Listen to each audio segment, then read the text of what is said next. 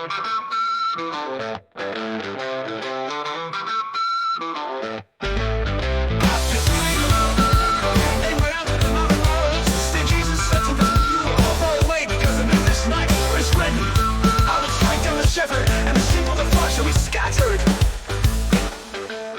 after I have been raised, I will go ahead of you to Galilee. But Peter said to him, even though all may fall away because of you, I will never fall away.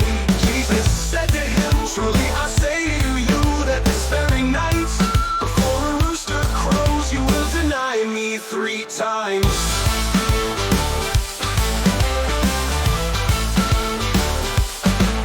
Peter said to him, even if I have to die with you, I will not deny you. All the disciples said the same thing too. Then Jesus came with them to a place called Gethsemane and said to his disciples, sit here while I go over there and pray. So took with him Peter and the 2 sons of Zebedee and began to be grieved and distressed. Then he said to them, my soul is deeply grieved to the point of death. Remain here and keep watch with me.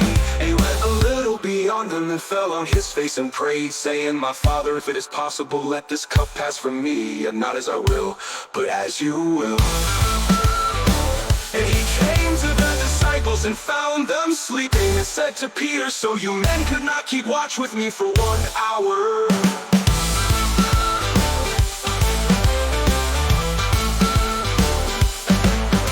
Keep watching and praying that you may not enter into temptation. The spirit is willing, but the flesh is weak. He went away again a 2nd time and prayed, saying, my Father, if this cannot pass away unless I drink it, your will be done.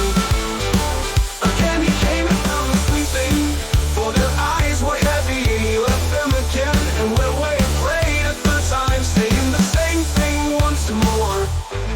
Then he came to the disciples and said to them, are you still sleeping and resting? Behold, the hour is at hand, and the Son of Man is being betrayed into the hands of sinners.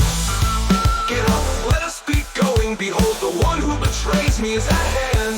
While he was still speaking, behold, Judas, one of the 12, came up accompanied by a large crowd with swords and clubs, who came from the chief priests and elders of the people.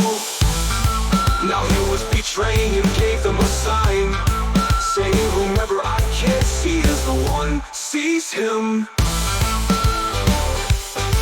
Immediately Judas went to Jesus and said, Hail, Rabbi, and kissed him. And Jesus said to him, Friend, do what you have come for. Then they came and laid hands on Jesus and seized him. And behold, one of those who were with Jesus reached and drew out his sword, and struck the slave of the high priest and cut off his ear. Then Jesus said to him, put your sword back into its place, for all those who take up the sword shall perish by the sword. Or do you think that I cannot appeal to my Father, and he will at once put at my disposal more than 12 legions of angels? How then will the scriptures be fulfilled which say that it must happen this way? At that time Jesus said to the crowds, have you come out with swords and clubs to arrest me as you would against a robber? Every day I used to sit in the temple teaching, and you did not seize me. But all this has taken place to fulfill the scriptures of the prophets. Then all the disciples left him and fled. Those who had seized Jesus led him away to Caiaphas, the high priest, where the scribes and the elders were gathered together. But Peter was following him at a distance, as far as the courtyard of the high priest, and entered in, and sat down with the officers to see the outcome. Now the chief priests and the whole council kept trying to obtain false testimony against Jesus, so that they might put him to death. They did not find any, even though many false witnesses came forward. But later on two came forward and said, this man saith, I am able to destroy the temple of God, and to rebuild it in 3 days. The high priest stood up and said to him, do you not answer? What is it that these men are testifying against you? But Jesus kept silent. And the high priest said to him, I adjure you by the living God that you tell us whether you are the Christ, the Son of God.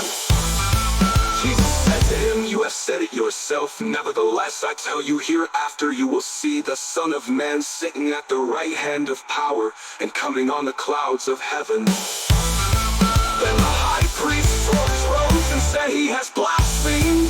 What further need do we have of witnesses? Behold, you have now heard the blasphemy. What do you think? They answered, he deserves death. And they spat in his face and beat him with their fists, and others slapped him. It said, prophesy to us, you Christ, who is the one who hit you. Now we were sitting outside in the courtyard, and a servant girl came to him and said, you two were with Jesus the Galilean. But he denied it before them all, saying, I do not know what you are talking about. When he had gone out to the gateway, another servant girl saw him and said to those who were there, this man was with Jesus of Nazareth. And again he denied it with an oath, I do not know the man.